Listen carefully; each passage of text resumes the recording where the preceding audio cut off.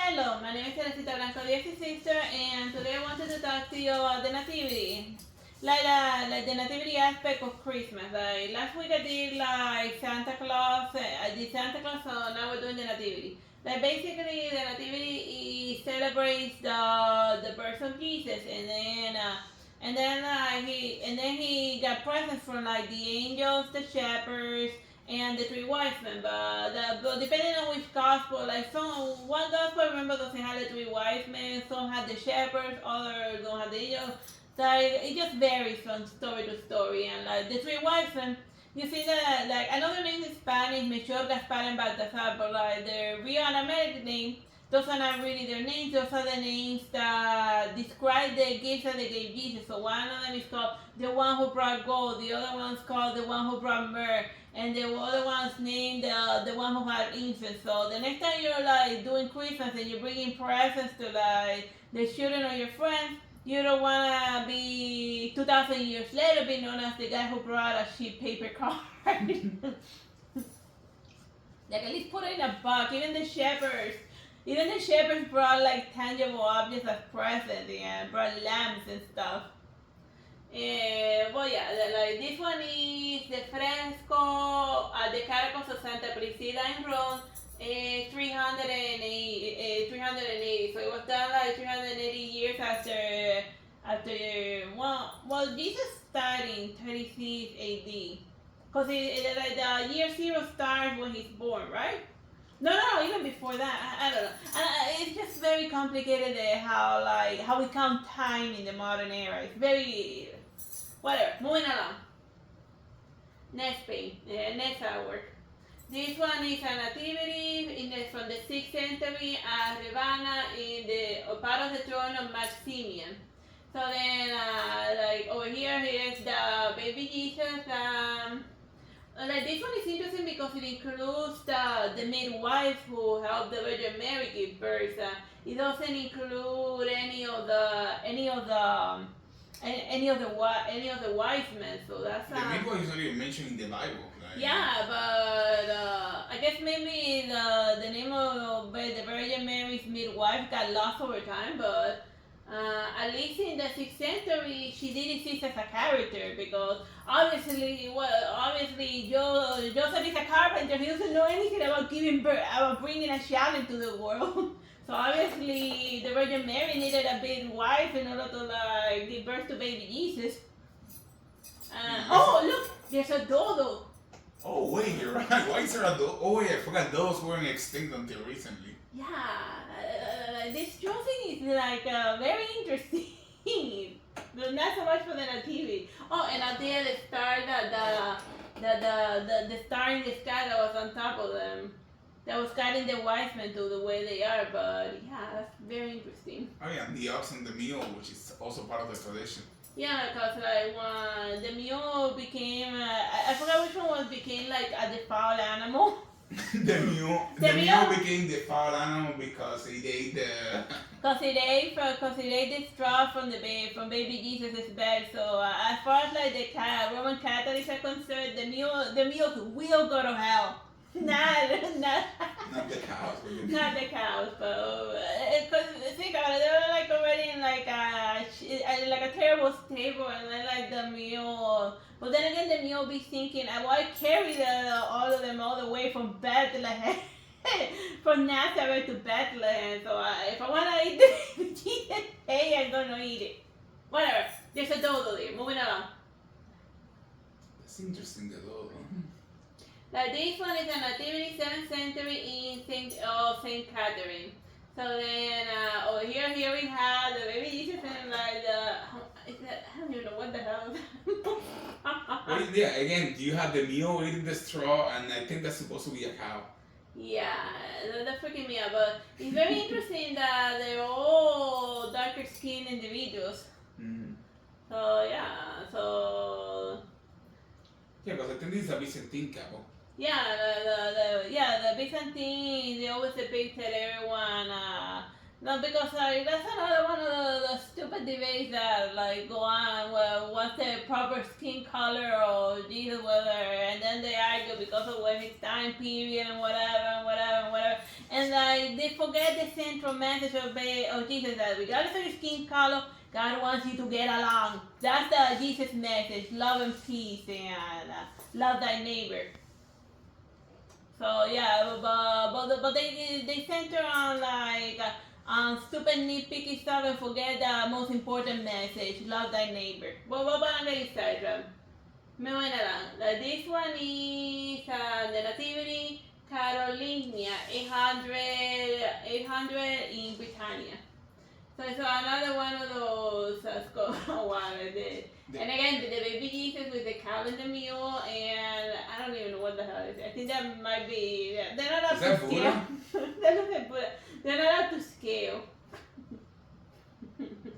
But you see that the whole story of the mule and the cow keeps coming back. Like. Yeah, it's very important for people to know that the mule's going to hell. Okay. Why did that cash out so early? Yeah. I must have been some serious. I don't know, man. The Virgin Mary must have been seriously pissed when the mule ate the baby's hay.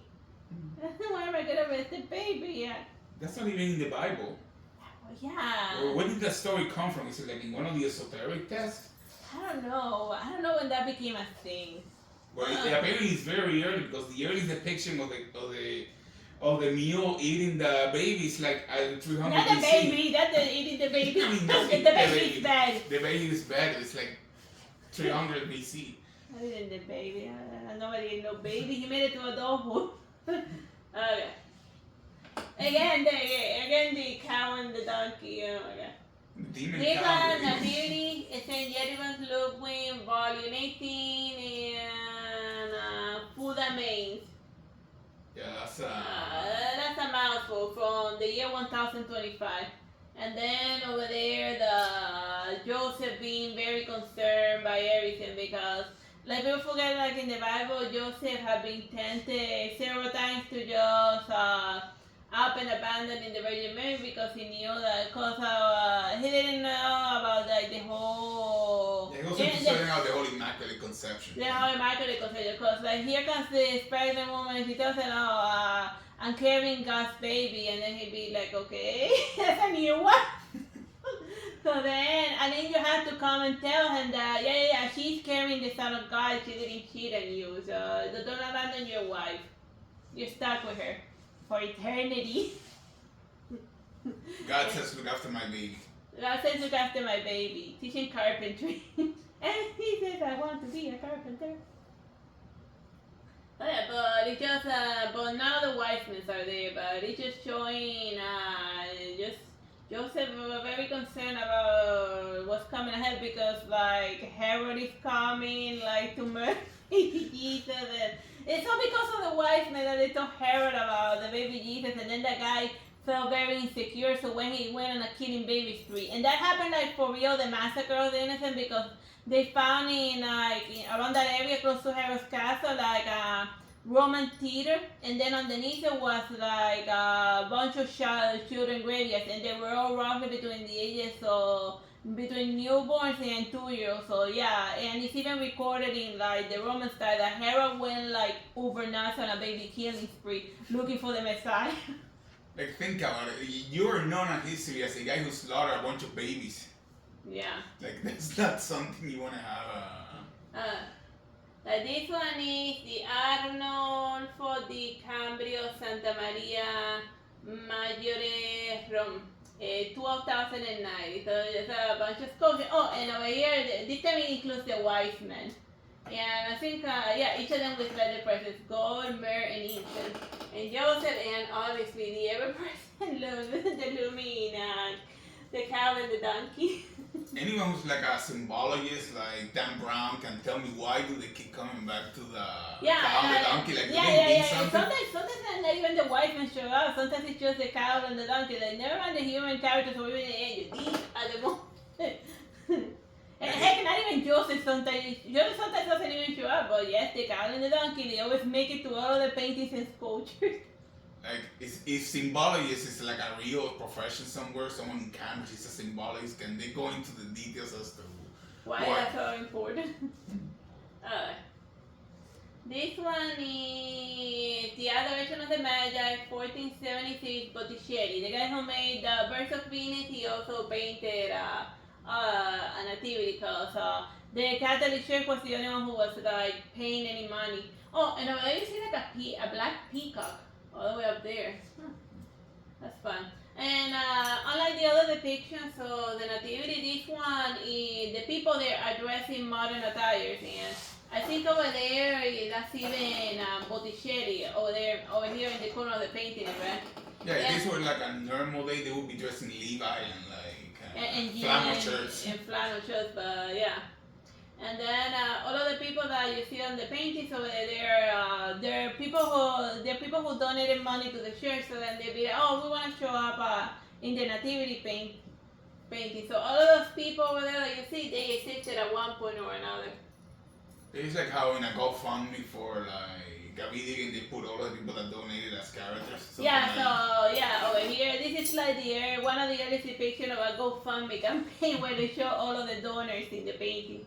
Because like by this time in the Renaissance, the artists were more they wanted to be recognized as painters, and that's why they started with the whole self portraits and even started their paintings because they wanted to be elevated from craftsman to like artistic genius and be remembered in like the future and whatnot. So, but then also like their friends and buddies, oh, we also want to be remembered. Let's paint us in the painting. Why don't you? And that's why all of these people are like ended up. So that's how the GoFundMe campaign of this nativity painting.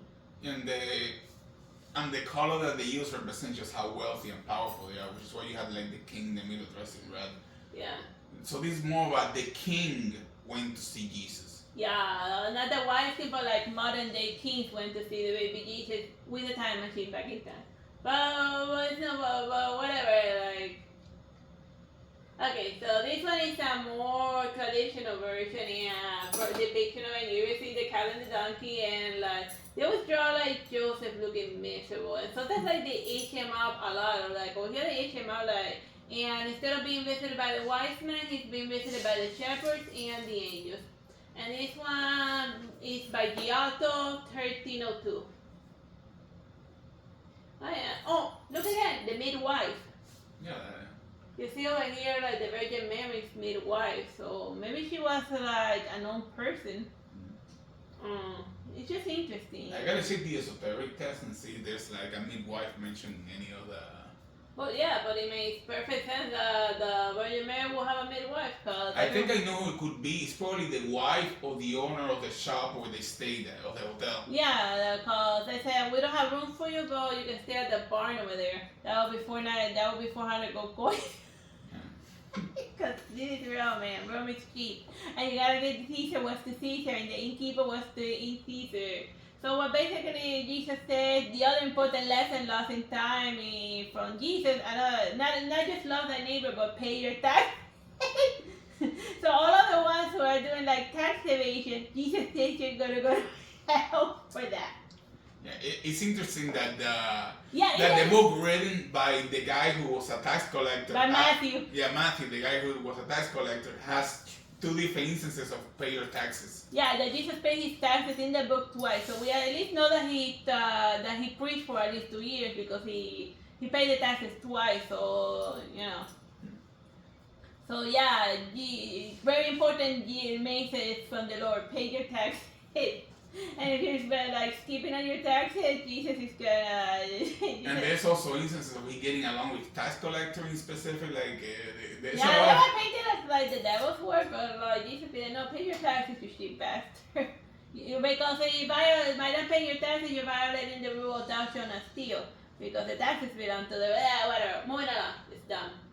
Okay, this one is the Triptych of the Nativity, 1470 by Jacopo Bellini.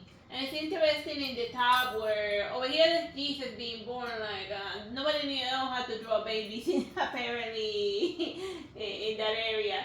Even Giotto had issues with it because like nobody knew how to draw babies during the Renaissance. No, he gave him like adult legs with baby body, look really weird. Yeah, they hadn't learned how to draw babies yet. And on the top there's the spoiler alert. Spoiler alert. Oh, here we had the birth and then the spoiler alert. You're gonna die in the cross. In a public humiliating life, public humiliation. But we'll get it started. We're focusing on the birth, not on the death of Jesus. But he resurrected, so like, whatever. It ended well. It ended well, but then again, people act like crucifixion is like, but when here's the donkey, but I don't see the cow anywhere. You see, but this is the Nativity by Hieronymus acted boss. The guy who made like the Garden of Earthly Delights, the Adoration of the Magi. So yeah, so it's interesting that the wise men they show, like they had them all. It's interesting they show the wise men of like different cultures in Greece. Like their outfits they show, and this one is an African prince.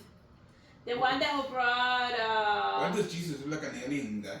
Yeah, it's very creepy, weird. And this guy, his face is blue. What the hell is wrong with that guy? Well, he made the Garden of Earthly Delight. Have you seen the Garden of Earthly Delight? Yeah, and there's like people going to war back here. Like the background, and then this guy is like, I don't know what he's burning over there. He's at a bonfire, a Darcel's bonfire. Yeah, and then there's like some people doing stuff over here. I think this guy is flashing this nun here. It's more interesting like the background details of this weird background details of this painting. There's like a creepy old man climbing a tree on the far right. Yeah. And like the city is definitely not Roman. It's not even European. It looks freaking fantasy. And the flower of Liz because this is Dan Brown. Yeah, they're gonna be looking for it. Yeah, and also this guy also brought him a pet. Is that like a bird or a dragon? What the hell is that? He brought him a pet dragon. Yeah, the dragons are very common in Africa. So it's like a pet dragon for you. Baby Jesus, enjoy. Alien baby Jesus. Alien baby Jesus, enjoy. But yeah, and it's interesting. These guys are kneeling, but this guy is standing. So like the ones that they're in order of rank because traditionally among kings, the person that you always gotta be a head shorter than the guy who's of a higher rank. So then, and he's at the same eye view as the Virgin Mary, so he's at the same rank as the Virgin Mary. Okay, the mother of baby Jesus, so yeah. So is he like a bishop, a king? Yeah, or I guess something. No, he also look at his outfit. He has like weird bird people with faces on it. Who is that guy? Who is that guy? Like his outfit is hyper, or maybe it's like that other painting. Maybe he's like the guy who paid the most for this GoFundMe campaign to make this painting in like medieval times. So I guess that's why he got like such a prominent role there because his African prince paid a lot of money for this nativity. So then you get to stand because at the end of the day, money is money. Muy nada. And the one with the most money is the one that gets to stand in the painting. Alright. This one is Matthias Grunehan Nativity with a concert of the angels. The altarpiece from the Ingenheim altarpiece. I don't know what. It's like one of those, and we're still in the Renaissance. So finally, a baby that actually looks like a baby. Yeah, what kind of? His face, I don't know. The Virgin Mary is like a weird expression. But at least they're trying to do human emotion. Oh my god, like the angels are kind of. And look at this cherubim, like with like lots of wings and like over here they brought and like the angels here are more following like the descriptions of Ezekiel's description of an angel. So yeah, that's why some of them look extra creepy. Yeah, he's the one who said, "Do not be afraid." Yeah, like there's a reason why the angels always say to not be afraid when they pop up, because they be scared. They be scary. And you read the description of the angels in like the book of Ezekiel, and you'll be like, wow. And we thought the aliens were creepy with like the rows of eyes. So many eyeballs. And like the multiple heads coming out of like the same with various animal heads. Yeah, like many face head. You know, kind of like a description of a Hindu god even. Yeah. This is interesting. Moving along. This one is the Arbeiten der Koine Brugge, 1856. No, 1564. Oh my god. I said this one. That's called dyslexia. I have. Yeah. And then, yeah, I think these are the again the prince in the white robes standing while the other guys are kneeling. Yeah, I guess that guy was that was very famous during the Renaissance period because he features prominently not just in one nativity painting but in other ones as well. Who is he?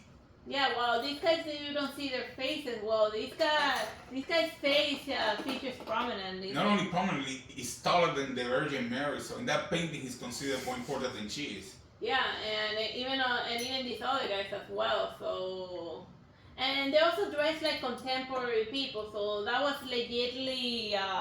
Is he Suleiman? No. Suleiman was Ottoman. Oh. Well, then again, don't forget that remember like the French period that there was like a ridiculously filthy rich Ethiopian prince, maybe. Oh, then that's probably Madame Musa, the Ethiopian prince. Yeah, because they were also the Ethiopians were also Catholic. Like, oh yeah, Madame Musa, he was ridiculously rich back then. He commissioned a lot of art. A lot of Catholic because Catholicism took root in Ethiopia like ridiculously early. Like you see those churches in Ethiopia that are made entirely of gold. He's the one who paid for them. Yeah, well, then they don't have gold anymore, but you see what? But you at least see their facade before like they scrape it off. Cause if they like never make anything out of gold, they're gonna like scrape it off when like the tough time comes. Alright. And this is Dear Banedes, 1565. Oh yeah, but this PVG at least looks more normal. He has a 5 o'clock shadow. Yeah, kinda. And then here we have somebody. This is dying over here. What's wrong with this person here dying? Oh yeah, there's the cow and the donkey. Yeah, very pretty, very prominently. And in the middle, Joseph thinking like, how am I gonna do? Herod is coming and it's all these wise men's fault because the wise men tipped off Herod about the birth of the Messiah and he's coming with like a freaking army. Yeah, so basically this is all the wise men's fault. They were like, they tell Herod, oh, the God of God is about to be born and he's gonna take your place in like the crown and we're looking for him. He's gonna be more famous than you and more powerful than you and he's gonna has be your his own king. Army and he's like the Messiah and we're here to worship him. So. Not you, so obviously Herod who's like obviously no king wants to be like outshined and then he'd be like, well, time to go and then he'd be like, time to go murder me. Time to go Egyptian on like all of the recently born male children in my region, and then we had that leads to the massacre of the innocent that happened very close to the Nativity. How often does that happen? That in the Bible there's at least 6 different times when they slaughter a bunch of babies. Yeah, male babies to be more specific. Yeah. Well, I'm almost out of battery, so I gotta connect this somehow. Oh my god. How do I do this? Oh, ponete to the computer here. I cannot. Oh wait, I know.